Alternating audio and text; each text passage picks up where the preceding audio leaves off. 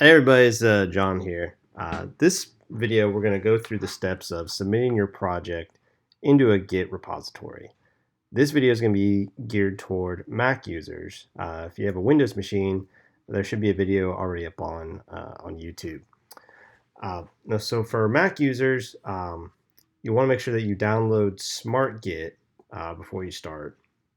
So once you've downloaded SmartGit and you've created a GitLab account, um, now we'll go through the steps of getting your machine connected to a GitLab repository. In order to get your machine connected, you need to have a public-private SSH key pair. So if you come to, see this top right, and you go to user settings, so I know that's me, and I go to SSH keys. So in here, what we have to do is provide GitLab with the public key, and then we'll keep the private key on our local machine. So any communications that we do with the repository will provide the private key, and GitLab will compare that to the public one to ensure that we are who we say we are. Now to create a public-private key pair, there's a program that's built into Mac that you can access. In order to access it, you have to run the terminal program. If you've never run a terminal before, you can come to your applications. So I've opened up applications. And under applications, you can come into utilities. And under utilities, you should have a terminal. So I'm going to open up terminal. So I have it already open. I'm just going to clear that out. So the program we want to run is called SSH-keygen. So if I run that, it says it's wanting to generate a public-private key pair. And so now it's asking where it wants to save it, and it provides this default location. In most instances, this is fine, but what I would like to do for this one is put the file somewhere where you can easily get to it. Because right now it tries to put it by default into this hidden directory, so it's not accessible through the file explorer. So what I'm going to do is put in my home directory. So on this machine, it's users/jhwet. And then I'm going to put it on the desktop, and then I have to give it the file name. And I'm just going to use the same file name that they do, this id_RSA.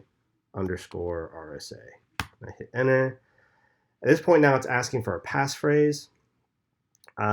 This is just kind of like a password for your private key. I'm not going to put one on there. So it goes through and generates it. And now we have, you should see these two files that popped up on the desktop. One is the private key, and then this one with the .pub, their .pub. This is the public key. And so that's the one I want to provide to GitLab. So you can open this file through any text editor. Another way you can do it too is you can run the cat program. So I'm going to say cat. I'm going to just get to the file, which is on the desktop, id.pub. And so it dumps out the text from the file onto the terminal window. I'm just going to copy all this text. I'm going to paste it. Oops, and it looks like I didn't capture everything there, so I'm going to go back. Yep. So make sure I get all of this. So delete that. And kind of a key to let you know that it's copying in it okay is it will automatically populate the title. And so the title ends up being the kind of the last few characters of the key. So if it's reading it, if it reads it as a legitimate key, you should see something within the title. And if I say add key, yep, so it took it, so everything's a-okay. So now I have my public key on GitLab. I'm going to come back to GitLab. And if you haven't created a repository, let's go ahead and do that. So if I click on New Project, and now I'm just going to name this Mac Unity Project. And I'm going to set the visibility level up private. Okay, so now I have an empty repository on GitLab. Now, in order for me to have access to your repository, you need to add me as a member to your project. In order to do that, you have to come down to settings and go into members. And here you can search for members to invite. And so my username is my name, John Wetzel. And so if you see that sweet bald head, that's how you know you got me. And this is for folks, whoops, I didn't quite get that working. I'm going to try that again. And so for folks who have already done this, what I'd like you to do is also add Allie, our TA, to your project. And so her username is Xandrav, Xandrav. So you can add, and we need to be both added as developers. So you can say add, so it should come back to the members were added. So now I'm going to come back to the project homepage. You can see this repository is empty, but I have so I have an address to get to it. And now I'm at the point where I can start putting things into the repository. And so the way that Git repositories work is that you keep a local copy on your machine, and then you periodically synchronize with the remote version that's up on the GitLab site. So we have to copy what we have on GitLab, which is this empty repository, onto our local machine. So this is where we start interacting with SmartGit. So I'm going to bring up SmartGit. And so when you download SmartGit, one of the first things you need to do is set up SmartGit to use your private key.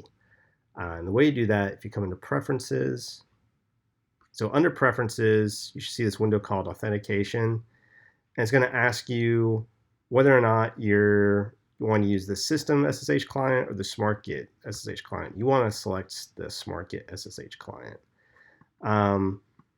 It may ask you to set up a, so I've done this previously. I'm just going to go ahead and remove this key.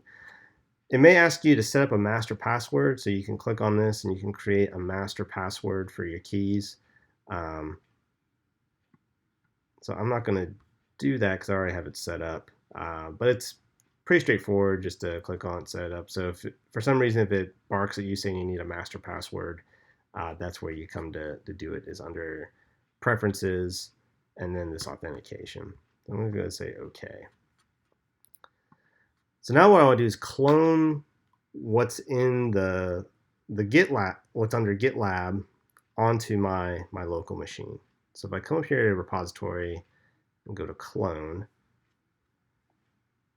I'm going to clear this out because so it's asking for where the URL is for your remote repository. And so the URL is provided here on the project page. So you can copy that, come back to SmartGit, paste it in there. I'm going to say continue. And so here now it's asking for the private key that you want to use. And so I want to use the one that I have on the desktop. So I'm just going to click desktop, RSA. So this is the one that's just ID_RSA by itself. That's the private key. Let's say log in. Give it a minute here. So now it may come back and ask you, it says to verify a signature. Usually that comes up when it's the first time you've connected the machine. And you can just say OK on those. Since I've connected previously, that's why I didn't get it on this one. So I'm going to say continue. It's going to ask me where I want to save it. And so for demonstrative purposes, I am going to put this, back this up on projects. So under projects,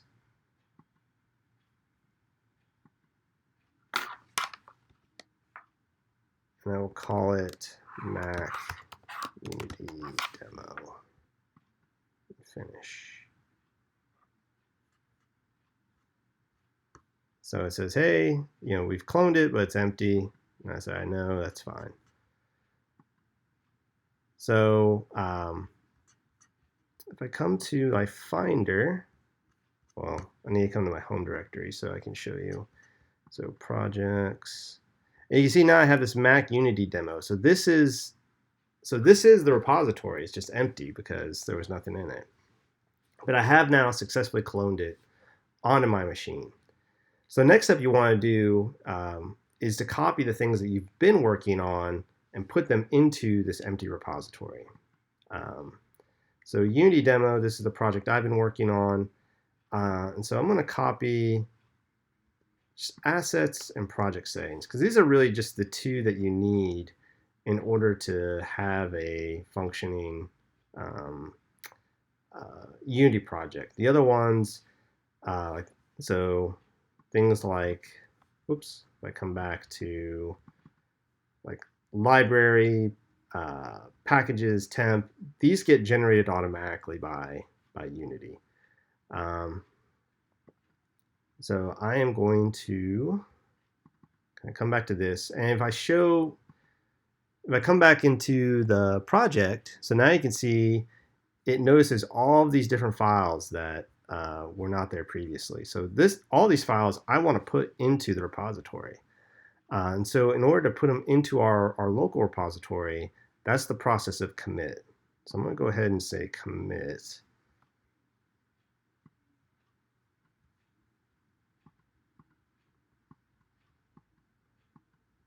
And this is a little hard to read. I apologize for that. So I may want to change the brightness settings. So for those who are interested in SmartGit and kind of play around with some of its settings, you can come into the user interface. So I'm just going to use the default light system. It's going to ask me to restart, and that's fine. So yeah, so if you're a fan of dark settings or light settings or want to change colors, that's the way to do it. So now everything should be much more clear. So that looks good.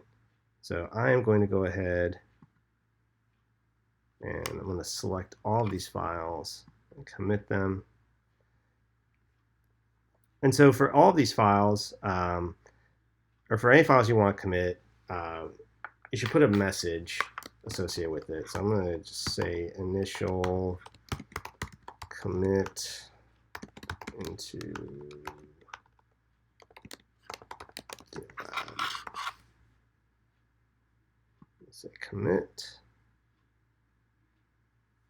And now it says commit was succeeded. And so the next step is so it's now saved locally on my local repository. I now need to put what's on my local repository into GitLab. And so that's the process of pushing. And so if I select push, it asks me, do I want to push this to the master branch? I'm going to say push. So here it's asking, making sure it's the private key. So that's the right private key. There's no passphrase. Just say go ahead and log in. So it's asking that because it's trying to connect to the GitLab. You saw that little message saying push succeeded. So if I come back to the project page and I refresh it, so let's just go ahead and refresh. So now the default message has gone away. Now I have this initial commit into GitLab, and now I can see the project residing within GitLab. So anytime you add files or alter files, you want to go through this commit and push process. And so I'm going to demonstrate that here real quick. So I'm going to actually close this because that is the original version. So it's probably good to note here that once you have that copied into your project, copied into the repository, you should just be using the repository version from here on out. You should probably just delete your Unity demo or whatever your local copy is, just to avoid any problems that you may have. So right now it's rebuilding the project, so it's creating, I said, those directories that were left out, but it's it's just kind of automatically generating those. So in fact, while this is building, I'm going to go ahead and remove that other one, so then I do not try to modify that. So the only one I want to modify from here on out is the one that's tied to my repository.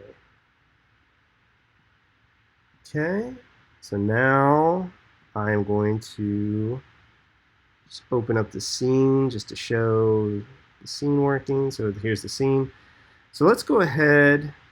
So I haven't loaded in the assignment 2 for this one, but I'm just going to go ahead and just make a C# script. I'm going to call it test script. So now I have this test script file, and if I come back to GitLab, so now you can see there's this whole host of library files. So these are files that were automatically generated.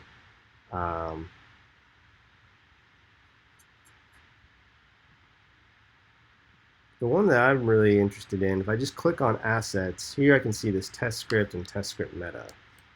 So these are the two that I want to add because these are the files I just added. So I'm going to say added test script. And so instead of doing the process of breaking up the commit and push, you can do them all in one. So I'm just going to go ahead and do that. And so now it should go through the process. So it committed, and then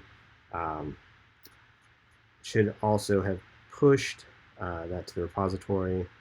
So to verify that happened, if I come back and I refresh, you can see now I have this message saying added test script. So I know that that's been added in there. I'm just going to open up the file. So double click on it. My Visual Studio coming up. So I'm just going to edit the file just so you can see what happens. So beyond just adding files, what happens if you edit files, how to go through that process. So that's coming up here. So it's loading things up. So I'm using Visual Studio for Mac. You can definitely use Model Developer, another text editor for the scripts. So I'm just going to do just a comment saying to do. I'm adding some text. Save it. So save the file. So that's all I've added in there. Just a little comment. If I come back to SmartGit, you can see now the state of the file is modified and actually highlights to show you how it's changed. And now you can see it has my comment. But yeah, that's what I want to include in there. I'm going to go ahead and say commit. Say just changing some lines. I'm going to say commit and push. And now it's pushed up there. Now I can confirm. If I just refresh, yep, you can see that's been changed. So that really goes through the entire process for, let's say, kind of modifying files and putting files into your Git repository. So once you've copied your current project in the Git repository, just use the version that's tied to the repository, because otherwise if you change the local one, those changes will not automatically be set into the repository. You have to do some additional steps in order to make that happen. So I hope that was helpful. Just give it a shot and let me know how it works.